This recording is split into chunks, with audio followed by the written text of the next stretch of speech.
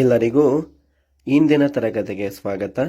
ಇಂದಿನ ತರಗತಿಯ ಮೊದಲನೇ ಕ್ವಶನ್ ನೋಡೋದಾದರೆ, ಮಕ್ಕಳಲ್ಲಿ ಕಂಡುಬರುವ ಓದುವಿಕೆಯ ನ್ಯೂನ್ಯತೆಯನ್ನು ಹೀಗೆಂದು ಕರೆಯುತ್ತಾರೆ. ಡಿಸ್ಫೇಸಿಯಾನ, ಇಲ್ಲ ಡಿಸ್ಗ್ರಾಫಿಯಾನ, ಇಲ್ಲ ಡಿಸ್ಕ್ಯಾಲ್ಕುಯಾನ, ಇಲ್ಲ ಡಿಸ್ಲೆಕ್ಸಿಯಾನ.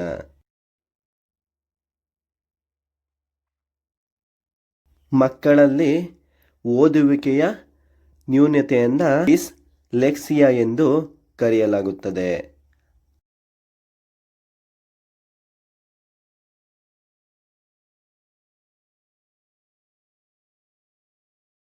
ಓದುವಿಕೆಯ ಸಂಬಂಧಿ ಸಮಸ್ಯೆಗಳನ್ನು ಏನಂತ ಕರಿತೀವಿ? ಡಿಸ್ಲೆಕ್ಸಿಯಾ ಎಂದು ಕರೀತೇವೆ. ಅದೇ ಬರವಣಿಗೆ ಸಂಬಂಧಿಸಿದ ನ್ಯೂನತೆಯನ್ನು ಡಿಸ್ಗ್ರಾಫಿಯಾ ಎಂದು ಕರೆಯಲಾಗುತ್ತದೆ. ಗಣಿತ ಅಥವಾ ಸಂಖ್ಯೆಯ ಸಾಮರ್ಥ್ಯಕ್ಕೆ ಸಂಬಂಧಿಸಿದ ನ್ಯೂನತೆಯನ್ನು ಡಿಸ್ಕ್ಯಾಲ್ಕಿಯಾ ಎಂದು ಕರೆಯುತ್ತೇವೆ.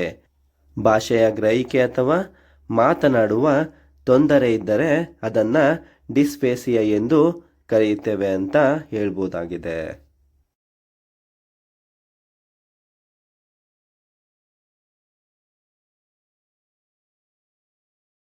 ಮುಂದಿನ ಕ್ವಶನ್ ನೋಡೋದಾದ್ರೆ, ಬ್ಲೂಮ್ನ ಶೈಕ್ಷಣಿಕ ವಲಯಗಳ ಪ್ರಕಾರ ಉನ್ನತ ಕ್ರಮಾಂಕದ ಚಿಂತನ ಕೌಶಲ್ಯಗಳನ್ನು ಏನೆಂದು ಪರಿಗಣಿಸುವುದು ಅಂತ ಕೊಟ್ಟಿದ್ದಾರೆ. ಇಲ್ಲಿ ಏನಂತ ಕೇಳ್ತಿದ್ದಾರೆ ಅಂದರೆ, ಬ್ಲೂಮ್ನ ಪ್ರಕಾರ ಉನ್ನತ ಕ್ರಮಾಂಕದ ಚಿಂತನ ಕೌಶಲ್ಯ ಯಾವುದು ಅಂತ ಕೇಳ್ತಿದ್ದಾರೆ.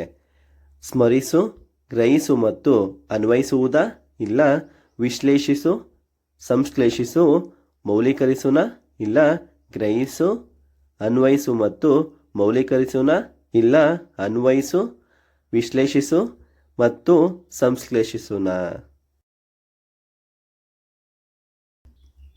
ಬ್ಲೂಮ್ನ ಶೈಕ್ಷಣಿಕ ವಲಯದ ಪ್ರಕಾರ ಉನ್ನತ ಕ್ರಮಾಂಕದ ಚಿಂತನಾ ಕೌಶಲ್ಯ ವಿಶ್ಲೇಷಿಸುವುದು, ಸಂಶ್ಲೇಷಿಸುವುದು, ಮೌಲ್ಯೀಕರಿಸುವುದು ಆಗಿದೆ ಅಂತ ಹೇಳ್ಬೋದಾಗಿದೆ.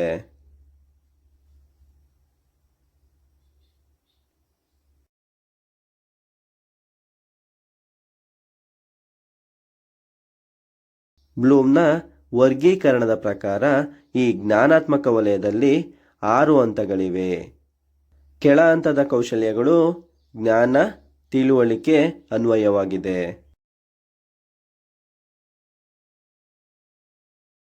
ಉನ್ನತ ಹಂತದ ಕೌಶಲ್ಯಗಳು ವಿಶ್ಲೇಷಣೆ, ಸಂಶ್ಲೇಷಣೆ ಮತ್ತು ಮೌಲ್ಯಮಾಪನವಾಗಿದೆ ಅಂತ ಹೇಳ್ಬೋದಾಗಿದೆ. ಪರಿಷ್ಕೃತ ಬ್ಲೂಮ್ ಟಾಕ್ಸಾನಮಿಯಲ್ಲಿ ಸೃಜಿಸುವುದು ಉನ್ನತ ಹಂತವಾಗಿದೆ ಎಂದು ಹೇಳ್ಬೋದಾಗಿದೆ. ಈ ಸೃಜಿಸುವುದು ಅಂದರೆ ಕ್ರಿಯೇಟಿಂಗ್ ಆಗಿದೆ.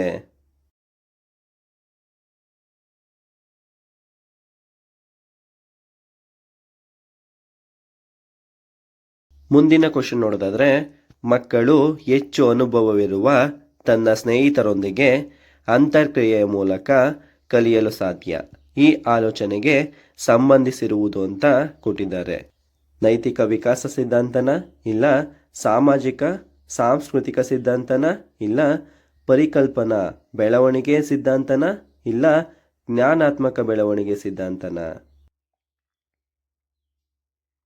ಮಕ್ಕಳು ಹೆಚ್ಚು ಅನುಭವವಿರುವ ತನ್ನ ಸ್ನೇಹಿತರೊಂದಿಗೆ ಅಂತರ್ಕ್ರಿಯೆಯ ಮೂಲಕ ಕಲಿಯಲು ಸಾಧ್ಯ.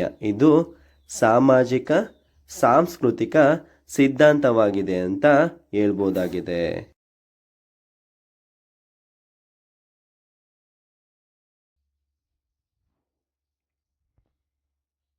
ಲೇವ್ ವೈಗೋಟ್ಸ್ಕಿಯವರು ಸಾಮಾಜಿಕ ಸಾಂಸ್ಕೃತಿಕ ಸಿದ್ಧಾಂತವನ್ನು ಪ್ರತಿಪಾದಿಸಿದರು. ಕಲಿಕೆಯು ಸಾಮಾಜಿಕ ಸಂವಹನದ ಮೂಲಕ ನಡೆಯುತ್ತದೆ ಎಂದು ಅವರು ನಂಬಿದ್ದರು ಅಂತ ಹೇಳ್ಬೋದು. ಹೆಚ್ಚು ಬಲ್ಲವರೊಂದಿಗೆ ಕಲಿಯುವುದನ್ನು ಅವರು ಪ್ರೋತ್ಸಾಹಿಸಿದರು. ಇದು ZPD ಕಲ್ಪನೆಯ ಭಾಗವಾಗಿದೆ. ಈ ZPD ಅಂದರೆ ಝೋನ್ ಆಫ್ ಪ್ರಾಕ್ಸಿಮಲ್ ಡೆವಲಪ್ಮೆಂಟ್ ಅಂತ ಹೇಳ್ಬೋದಾಗಿದೆ. ಇದನ್ನು ಕನ್ನಡದಲ್ಲಿ ವಲಯದ ಹತ್ತಿರದ ಬೆಳವಣಿಗೆ ಅಂತ ಹೇಳ್ಬೋದಾಗಿರುತ್ತೆ.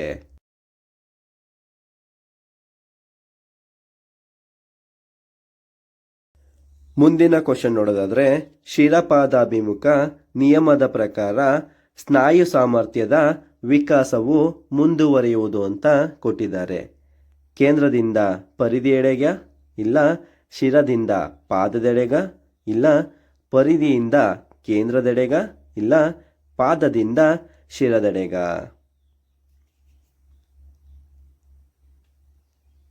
ಶಿರಪಾದಾಭಿಮುಖ ನಿಯಮದ ಪ್ರಕಾರ ಸ್ನಾಯು ಸಾಮರ್ಥ್ಯದ ವಿಕಾಸವು ಶಿರದಿಂದ ಪಾದದೆಡೆಗೆ ಮುಂದುವರಿಯುತ್ತದೆ ಅಂತ ಹೇಳ್ಬೋದಾಗಿದೆ.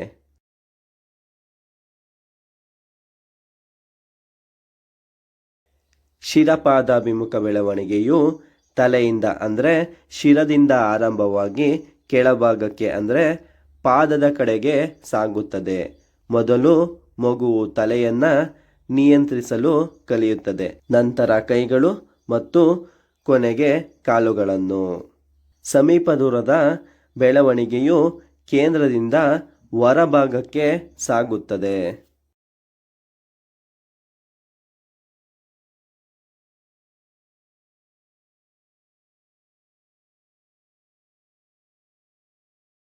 ಮುಂದಿನ ಕ್ವಶನ್ ನೋಡೋದಾದ್ರೆ, ಒಬ್ಬ ಬಾಲಕನ ಮಾನಸಿಕ ವಯಸ್ಸು 7 ವರ್ಷ ಮತ್ತು ಶಾರೀರಿಕ ವಯಸ್ಸು 5 ವರ್ಷ ಆಗಾದರೆ ಆತನ ಬುದ್ಧಿಶಕ್ತಿಯ ಸೂಚ್ಯಂಕ ಎಷ್ಟು ಅಂತ ಕೇಳಿದ್ದಾರೆ.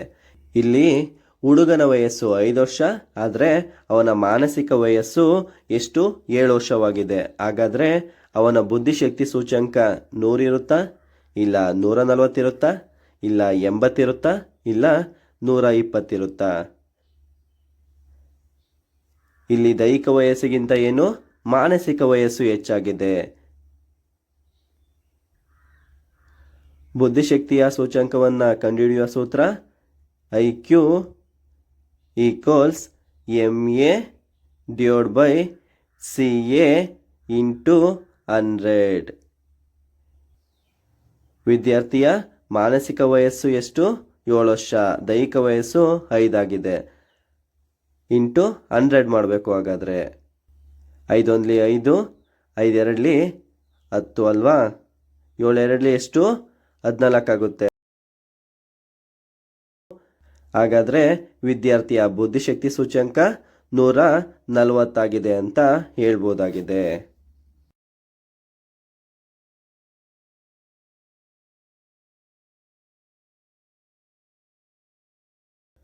ಬುದ್ಧಿಶಕ್ತಿ ಸೂಚ್ಯಂಕದ ಸೂತ್ರ IQ ಈಕ್ವಲ್ಸ್ MA/CA ಇಂಟು 100 ಆಗಿದೆ.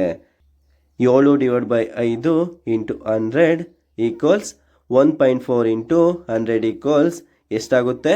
140 ಆಗುತ್ತೆ ಅಂತ ಹೇಳ್ಬೋದಾಗಿದೆ.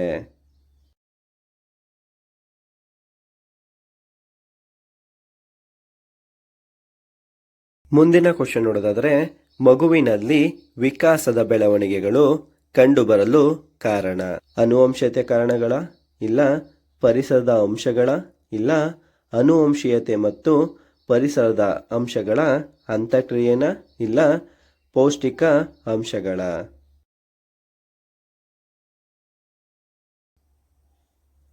ಮಗುವಿನಲ್ಲಿ ವಿಕಾಸದ ಬೆಳವಣಿಗೆಗಳು ಕಂಡುಬರಲು ಕಾರಣ ಆನುವಂಶೀಯ ಮತ್ತು ಪರಿಸರದ ಅಂಶಗಳ ಅಂತಃಕ್ರಿಯೆಯಾಗಿದೆ ಎಂದು ಹೇಳಬಹುದಾಗಿದೆ.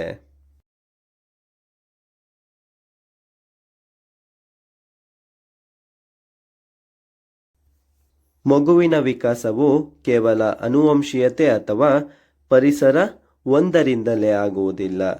ಇವೆರಡರ ನಿರಂತರ ಅಂತಃಕ್ರಿಯೆಯ ಫಲವೇ ವಿಕಾಸವಾಗಿದೆ. ವುಡ್ವರ್ತ್ ರವರ ಪ್ರಕಾರ ವಿಕಾಸ ಈಕ್ವಲ್ಸ್ ಆನುವಂಶೀಯತೆ ಪರಿಸರವಾಗಿದೆ ಎಂದು ಹೇಳಬಹುದಾಗಿದೆ.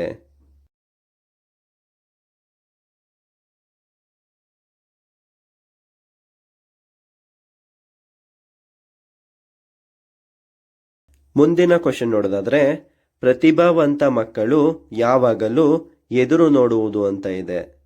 ಪ್ರಯೋಗಗಳಲ್ಲಿ ಕೆಲಸ ಮಾಡುವುದಾ, ಇಲ್ಲ ಗ್ರಂಥಾಲಯಗಳಲ್ಲಿ ಅಭ್ಯಸಿಸುವುದಾ, ಇಲ್ಲ ಇತರರನ್ನು ಗೆಲ್ಲಲು ಅವಕಾಶಗಳ, ಇಲ್ಲ ವಿನೂತನ ಕಾರ್ಯಗಳನ್ನ. ಪ್ರತಿಭಾವಂತ ಮಕ್ಕಳು ಯಾವಾಗಲೂ ಎದುರು ನೋಡುವುದು ವಿನೂತನ ಕಾರ್ಯಗಳನ್ನ ಅಂತ ಹೇಳ್ಬೋದಾಗಿದೆ.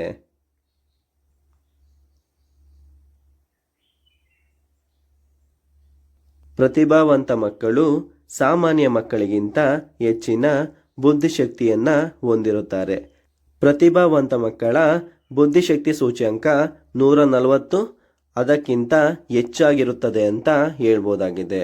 ಅವರಿಗೆ ಸಾಮಾನ್ಯ ಅಥವಾ ಪುನರಾವರ್ತಿತ ಕೆಲಸಗಳು ಬೇಸರವನ್ನು ತರಿಸುತ್ತವೆ.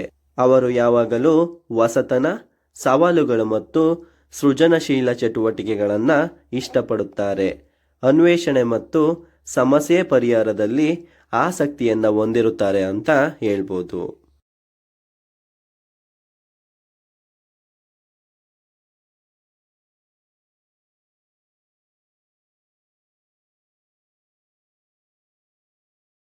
ಮುಂದಿನ ಕ್ವಶನ್, ಸಮಸ್ಯಾತ್ಮಕ ವರ್ತನೆಯ ವಿದ್ಯಾರ್ಥಿಗಳನ್ನು ಅಧ್ಯಯನ ಮಾಡಲು ಉಪಯೋಗಿಸುವ ವಿಧಾನ.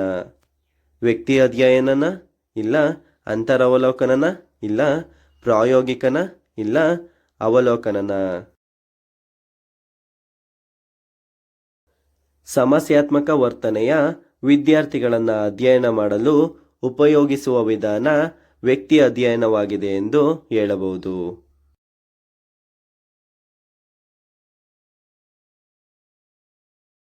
ವ್ಯಕ್ತಿ ಅಧ್ಯಯನ, ಕೇಸ್ ಸ್ಟಡಿ, ಒಬ್ಬ ವ್ಯಕ್ತಿ ಅಥವಾ ಸಮಸ್ಯೆಯ ಆಳವಾದ ಮತ್ತು ಸಮಗ್ರ ಅಧ್ಯಯನವಾಗಿದೆ. ವ್ಯಕ್ತಿ ಅಧ್ಯಯನವು ಸಮಸ್ಯಾತ್ಮಕ ಮಗುವಿನ ಹಿನ್ನೆಲೆ, ಕುಟುಂಬ, ಆರೋಗ್ಯ ಮತ್ತು ಇತಿಹಾಸವನ್ನು ತಿಳಿಯಲು ಇದು ಅತ್ಯುತ್ತಮವಾದ ವಿಧಾನವಾಗಿದೆ. ನೈದಾನಿಕ ಮತ್ತು ಪರಿಹಾರಾತ್ಮಕ ಕ್ರಮಗಳಿಗೆ ಇದು ಸಹಕಾರಿಯಾಗಿದೆ ಎಂದು ಹೇಳಬಹುದು.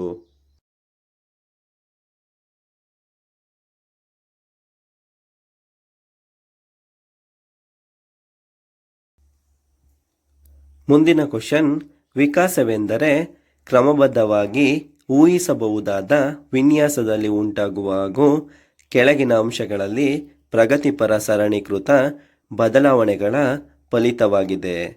ಬೆಳವಣಿಗೆ ಮತ್ತು ಅನುಭವನ, ಇಲ್ಲ ಪರಿಪಕ್ವತೆ ಮತ್ತು ಅನುಭವನ, ಇಲ್ಲ ಬೋಧನೆ ಮತ್ತು ಅನುಭವನ, ಇಲ್ಲ ಬೆಳವಣಿಗೆ ಮತ್ತು ಪರಿಪಕ್ವತೆನ.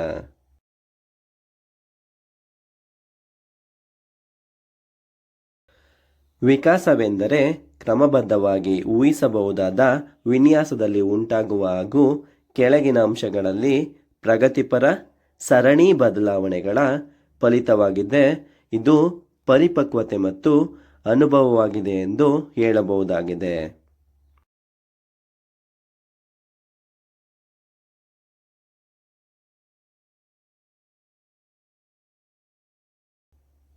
ವಿಕಾಸವು ಪರಿಪಕ್ವತೆ ಮತ್ತು ಅನುಭವ ಎರಡರ ಫಲಿತವಾಗಿದೆ. ಪರಿಪಕ್ವತೆಯು ನೈಸರ್ಗಿಕವಾಗಿ ನಡೆಯುವ ದೈಹಿಕ ಮತ್ತು ಮಾನಸಿಕ ಬೆಳವಣಿಗೆ. ಅನುಭವವು ಪರಿಸರದೊಂದಿಗೆ ಕಲಿಯುವುದರಿಂದ ಬರುತ್ತದೆ. ಆರ್ಲಾಕ್ ರವರ ಪ್ರಕಾರ ವಿಕಾಸವು ಪರಿಪಕ್ವತೆ ಮತ್ತು ಅನುಭವದ ಪರಿಣಾಮವಾಗಿದೆ.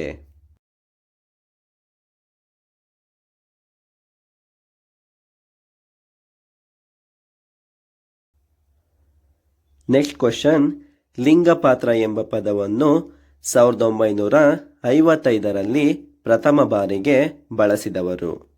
RW ಕನೆಲ್ಲ, ಇಲ್ಲ ವಾರ್ನ್ ಬುಲೋನ, ಇಲ್ಲ ಜಾನ್ ಮನಿನ, ಇಲ್ಲ ಗಾಫ್ಮ್ಯಾನ.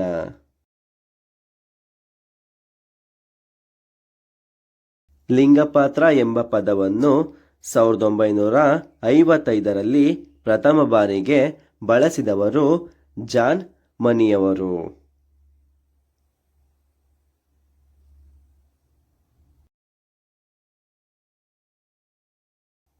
ಜಾನ್ ಮನಿ ಒಬ್ಬ ಮನಃಶಾಸ್ತ್ರಜ್ಞ. 1955ರಲ್ಲಿ ಜೆಂಡರ್ ರೋಲ್, ಲಿಂಗಪಾತ್ರ ಎಂಬ ಪದವನ್ನು ಪರಿಚಯಿಸಿದರು. ವ್ಯಕ್ತಿಯು ಸಮಾಜದಲ್ಲಿ ಪುರುಷ ಅಥವಾ ಮಹಿಳೆಯಾಗಿ ಹೇಗೆ ವರ್ತಿಸುತ್ತಾನೆ ಎಂಬುದನ್ನು ಇದು ಸೂಚಿಸುತ್ತದೆ. ಇದು ಜೈವಿಕ ಲಿಂಗಕ್ಕಿಂತ ಭಿನ್ನವಾದ ಸಾಮಾಜಿಕ ರಚನೆಯಾಗಿದೆ.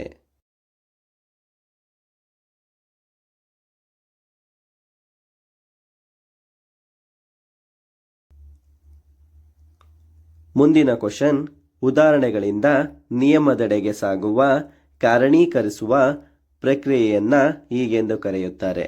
ವಿಶ್ಲೇಷಣೆನ, ಇಲ್ಲ ಸಂಶ್ಲೇಷಣೆನ, ಇಲ್ಲ ಅನುಗಮನನ, ಇಲ್ಲ ನಿಗಮನನ. ಉದಾಹರಣೆಗಳಿಂದ ನಿಯಮದೆಡೆಗೆ ಸಾಗುವ ಕಾರಣೀಕರಿಸುವ ಪ್ರಕ್ರಿಯೆಯನ್ನ ಅನುಗಮನ ವಿಧಾನ ಎಂದು ಕರೆಯಲಾಗುತ್ತದೆ.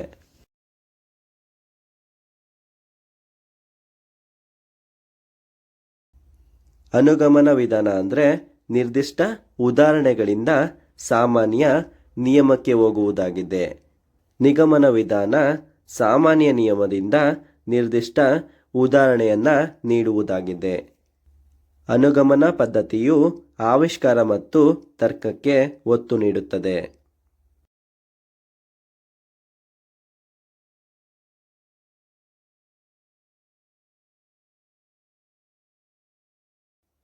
ಮುಂದಿನ ಕ್ವಶನ್, ಕಲಿಕೆಯ ಪ್ರಕ್ರಿಯೆಯನ್ನು ಗಣಿತೀಯವಾಗಿ ಈ ರೀತಿ ವ್ಯಕ್ತಪಡಿಸಲಾಗಿದೆ. ಅನುವಂಶೀಯತೆ ಇಂಟು ಪರಿಸರನ, ಇಲ್ಲ ಜೀವಿ ಇಂಟು ಅನುವಂಶೀಯತೆನ, ಇಲ್ಲ ಜೀವಿ ಇಂಟು ಪರಿಸರನ, ಇಲ್ಲ ಜೀವಿ ಇಂಟು ವರ್ತನೆನ. ಕಲಿಕೆಯ ಪ್ರಕ್ರಿಯೆಯನ್ನ ಗಣಿತೀಯವಾಗಿ ಜೀವಿ ಇಂಟು ಪರಿಸರ ಎಂದು ವ್ಯಕ್ತಪಡಿಸಲಾಗುತ್ತದೆ.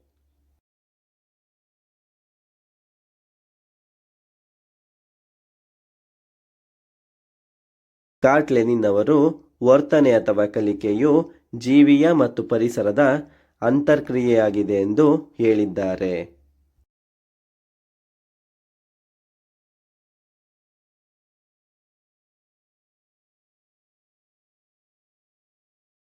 ಮುಂದಿನ ಕ್ವಶನ್, ಒಂದು ಸಾಧನಾ ಪರೀಕ್ಷೆ ಕೆಳಗಿನವುಗಳಲ್ಲಿ ಯಾವುದನ್ನು ಮಾಪನ ಮಾಡುವುದಿಲ್ಲ? ಜ್ಞಾನ, ತಿಳುವಳಿಕೆ, ಕೌಶಲ್ಯಗಳು, ಮನೋಭಾವನೆ ಅಂತ ಇದೆ.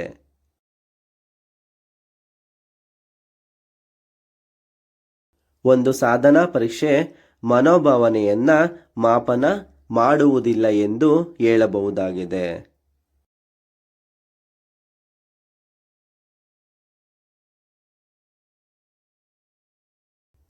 ಸಾಧನಾ ಪರೀಕ್ಷೆ ಶೈಕ್ಷಣಿಕ ವಿಷಯಗಳಲ್ಲಿ ಮಗು ಎಷ್ಟು ಕಲಿತಿದೆ ಎಂಬುದನ್ನು ಅಳೆಯುತ್ತದೆ.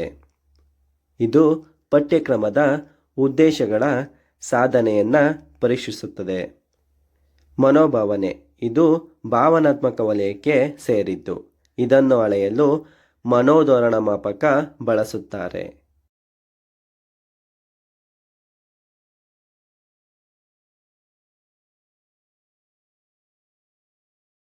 ಮುಂದಿನ ಕ್ವಶನ್, ಅವಧಾನವು ಕೇವಲ ಸಂಜ್ಞಾತ್ಮಕ ಉತ್ಪನ್ನವಲ್ಲ, ಆದರೆ ಇವುಗಳಿಂದ ಅವಶ್ಯಕವಾಗಿ ನಿರ್ಣಯವಾಗುತ್ತದೆ. ವಯಸ್ಸು ಮತ್ತು ಪಕ್ವತೆ, ಪಕ್ವತೆ ಮತ್ತು ಆಸಕ್ತಿ, ಮನೋಭಾವನೆ ಮತ್ತು ಬುದ್ಧಿಶಕ್ತಿ, ಆಸಕ್ತಿ ಮತ್ತು ಮನೋಭಾವನೆ.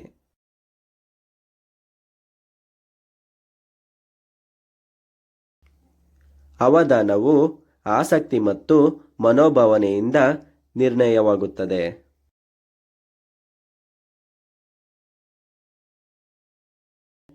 ಅವಧಾನ ಮನಸ್ಸನ್ನು ಒಂದು ವಿಷಯದ ಮೇಲೆ ಕೇಂದ್ರೀಕರಿಸುವುದು. ಆಸಕ್ತಿಯೇ ಅವಧಾನದ ತಾಯಿ ಎಂದು ಮ್ಯಾಕ್ ಡೊಂಗಲ್ ಹೇಳಿದ್ದಾರೆ. ನಮಗೆ ಯಾವುದರ ಆಸಕ್ತಿ ಮತ್ತು ಒಲವು ಇರುತ್ತದೆಯೋ ಅಲ್ಲಿ ನಾವು ಸಹಜವಾಗಿ ಗಮನ ಹರಿಸುತ್ತೇವೆ. ಇದು ಭಾವನಾತ್ಮಕ ಅಂಶಗಳ ಮೇಲೂ ಅವಲಂಬಿತವಾಗಿದೆ.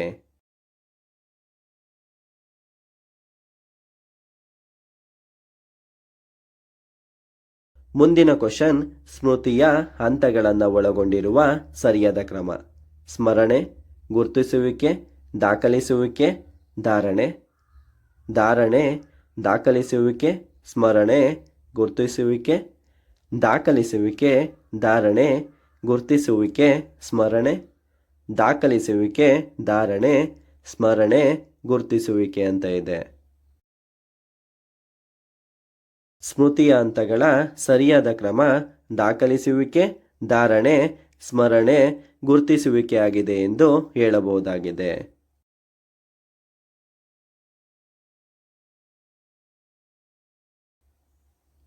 ದಾಖಲಿಸುವಿಕೆ ಮಾಹಿತಿಯನ್ನು ಸ್ವೀಕರಿಸುವುದು. ಧಾರಣೆ ಮಾಹಿತಿಯನ್ನು ಮೆದುಳಿನಲ್ಲಿ ಸಂಗ್ರಹಿಸುವುದು. ಸ್ಮರಣೆ ಅಥವಾ ಪುನಃಸ್ಮರಣೆ ಬೇಕಾದಾಗ ಮಾಹಿತಿಯನ್ನು ಹೊರತೆಗೆಯುವುದು. ಗುರುತಿಸುವಿಕೆ ನೋಡಿದಾಗ ಅಥವಾ ಕೇಳಿದಾಗ ಹಳೆಯದನ್ನು ಗುರುತಿಸುವುದು.